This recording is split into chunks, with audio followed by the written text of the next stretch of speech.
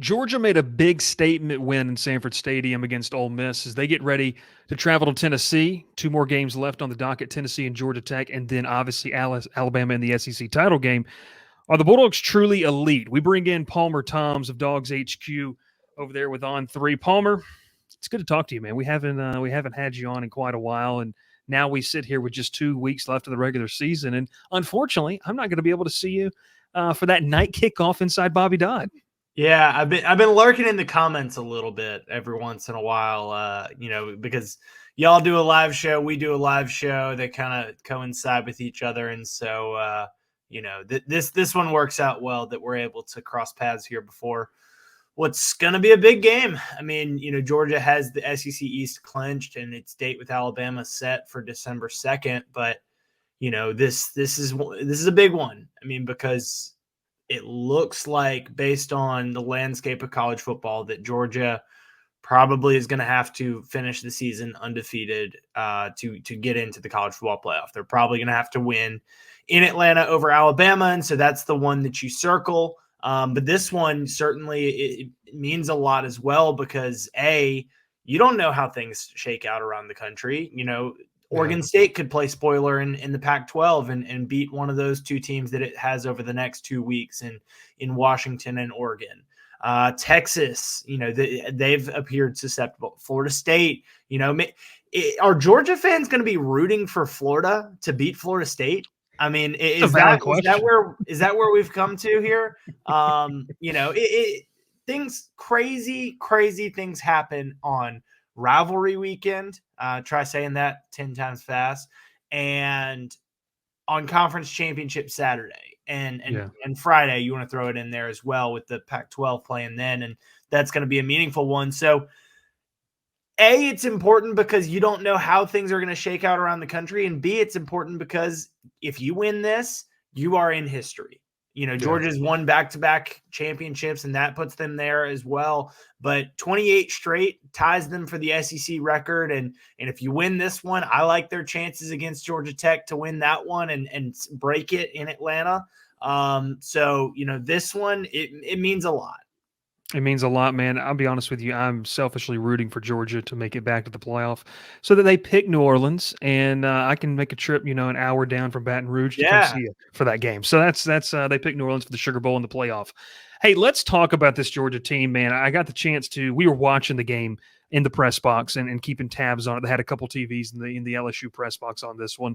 This question is probably too simple, but I think it does beg I think the question has to be asked, and it really comes down to, is Georgia's offense elite, and if so, how? Because, look, I'm covering a team down here that has an elite quarterback. I mean, they've got a guy that is, I think firmly, Palmer deserves to be in New York. Does he win it? I don't know. That's a good conversation, but deserves to be in New York. Georgia, you start to really get into the numbers, and this is something where I know you and I talked earlier in the season, like running back, the offensive line looked like they got, started slow. They added talent at receiver. What would that look like? We sit here 2 weeks left in the regular season, man. And, obviously Brock Bowers aside, being a robot coming out and, just superhuman in that football game. What is your assessment of this Georgia offense when in years prior, you could probably say it was the defense that was the stronger unit? Now it feels like kind of the offense, at least in my eyes. It definitely does. And that's coming from eyes that are closer to the program. First with Brock Bowers, I mean, he's a freak. I mean, just superhuman. I put it out on Twitter that built different is a cliche, but it's the only way to describe Brock Bowers because what he did in coming back from that injury 26 days after surgery, and then talking to him last night, we got a chance to chat with him and just hear his mindset. I mean, physically he's built differently, but mentally he's built differently too. And I think that showed in his efforts to get back and to be a part of this team as they go for a third straight, because we're in an era now in college football where opting out is okay. And it's maybe not normal, but it's definitely okay. And Brock had people in his ear saying, hey, that's what you should do. And Kirby said that pissed him off and that made him want to come back even more. So, to just, sum that up, Brock Bowers said that he enjoyed the rehab process because it was, a challenge for him. It gave him something to work for every day. And so that right there is the best summary of Brock Bowers and, his mental side. But is this offense elite? Absolutely it is. And Bowers is a big part of the reason why. You've got threats at every position now. And it feels weird that we're saying that because, that's kind of what the thought coming into this year was that this offense could be what it's showing now, what it showed against Ole Miss and what fans expect it to show, going forward. But they weren't healthy enough to do that. I mean, you had Daijun Edwards banged up early in the season. He missed the first 2 games. You had Kendall Milton missing time. Throw in there the fact that you lose Branson Robinson before the season, and then Roderick Robinson is banged up during the season. So the running back room was never, up to, 100% until after the bye. I mean, until the Florida game and until recently with Milton playing really well and Daijun Edwards continuing what he's, done so far this year. You've got a really good 1-2 punch in that running back room on top of a healthy wide receiver room with Ladd McConkey back, a dangerous wide receiver room with Dominic Lovett and Ra Thomas becoming the players that Georgia expected them to be when they took them out of the portal. Marcus Rosemy, Jack Saint being a veteran guy. And then, oh, by the way, you've got Brock Bowers. I mean, so, put all that behind an offensive line, or put all that with a quarterback that is capable of throwing the ball around and making plays and distributing and making all the right decisions because he's been in this system forever, and behind an offensive line that is A, opening holes in the run game, and B, protecting its quarterback and holding one of the, top havoc creating teams, sacks and tackles for loss, creating front sevens in Ole Miss to 0 and 0 in each of those respective categories. This is an elite offense. And I think that, we're seeing that play out, at a time where all eyes are on Georgia right now.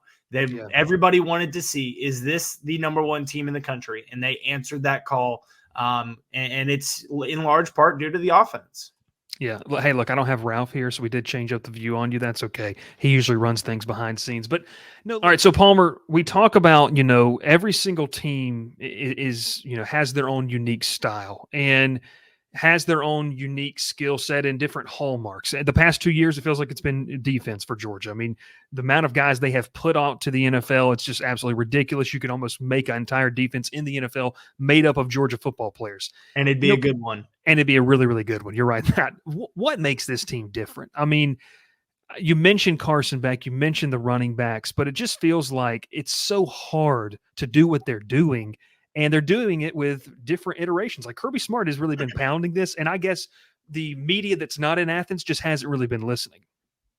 Yeah. I mean, this team, like the previous 2, has an understanding of, the expectations and the talent that's there. So the talent is absolutely something that factors in, but that's something that really hasn't changed over the last, 3 years. And really, over the course of Kirby Smart's tenure, he's been able to have talented players.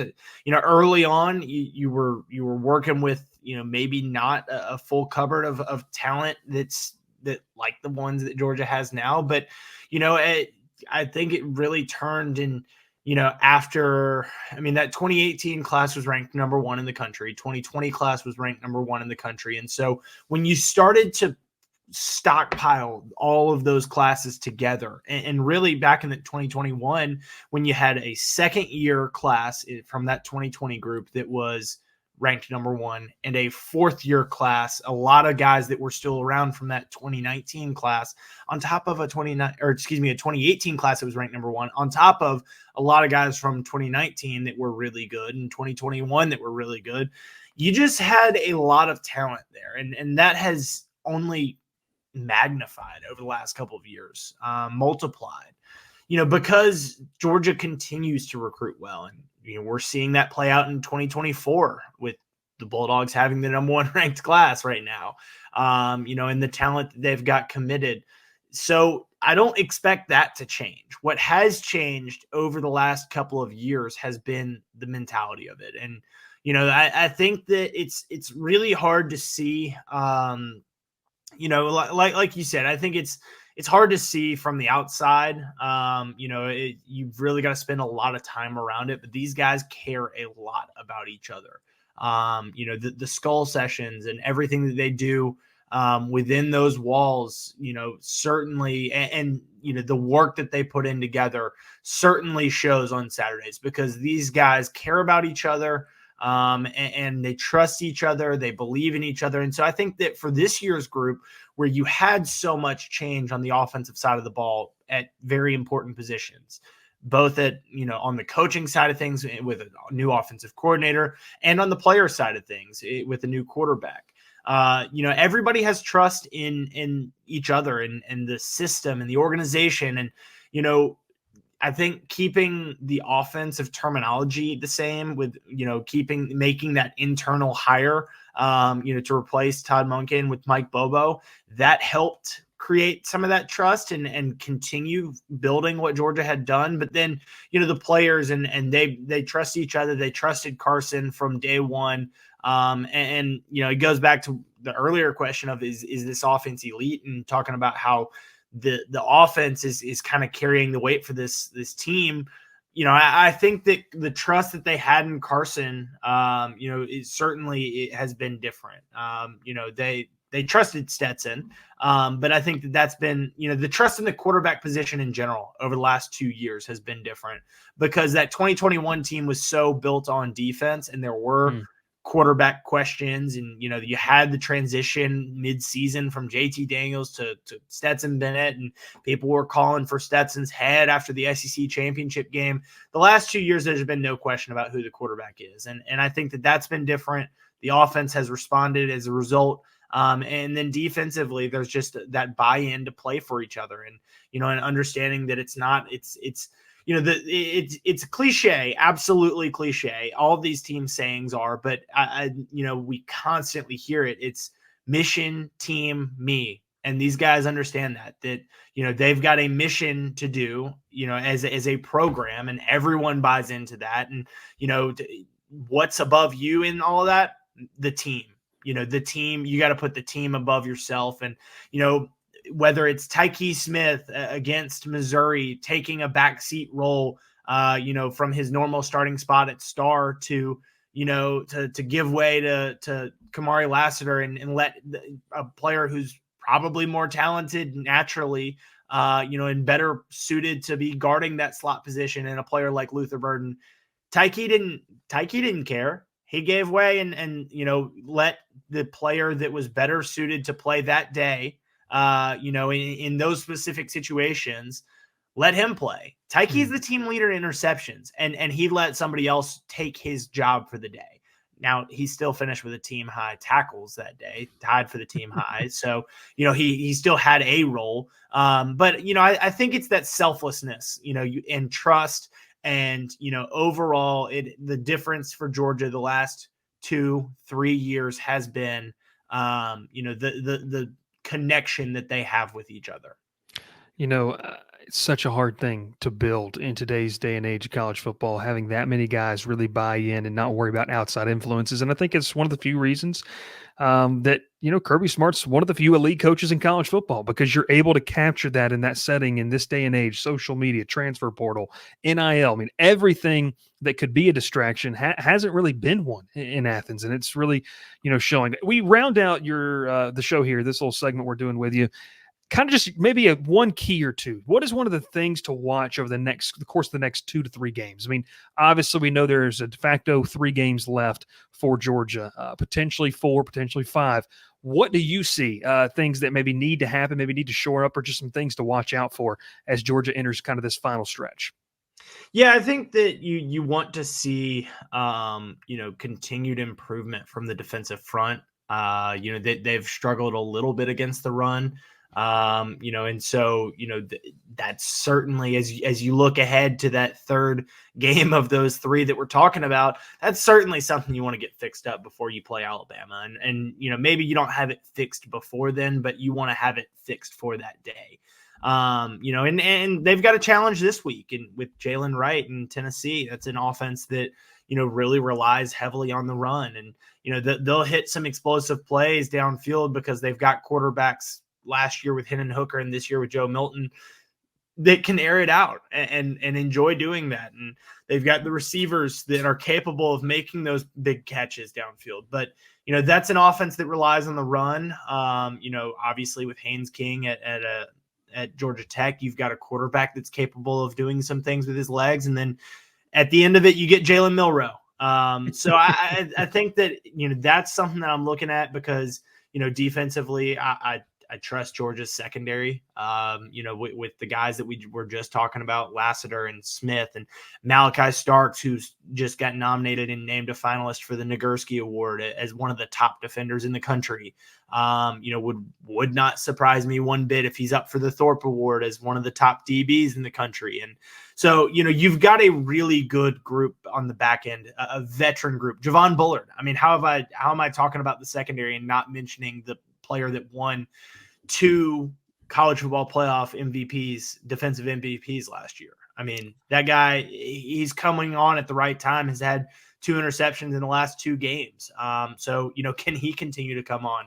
That would be big. But, I think that you've got to shore up some things up front in the defensive front and against the run, especially, as you look at this team without Jamon Dumas-Johnson in all likelihood for that stretch. That's an area that you got to, look at, and, you got to be able to stop the run. These games are won on the line of scrimmage, and you've got to be able to stop the run. And conversely, you've got to be able to run the ball. You've got to be able to protect your quarterback. So I look at that offensive line. They had their best game. Georgia had its best game. They've got the weapons on the outside, but it all comes down to, can you give your quarterback time and your running backs space? Time and space. That's what this game is about. So, if Georgia, is able to win those battles in the trenches, I think that they're really positioning themselves well to be making another appearance at the college football playoffs. Yeah, it's on the precipice of history, like you mentioned. This is a really, really good run. I think one that Georgia fans are going to look back on, and maybe they wish they appreciated more. We always want more as college football fans, but this is a pretty special time to be a fan there in Athens. Palmer, as we get out of here, I know you got great coverage. We're just a little over a month away now from early signing day. Where can folks, if they want to tune into Georgia stuff and Georgia content, where can they tune in for your content? Yeah, come check us out over at Dogs HQ. We've got a sign-up special going on for the big game against Tennessee. Bulldogs ranked number 1 in the country, in the college football playoff rankings, number 1 in the recruiting rankings as well. So, come check us out. 50% off for a year. That's 6 months free, if you think about it that way, or $1 for 1 month. So you can come check us out over at Dogs HQ.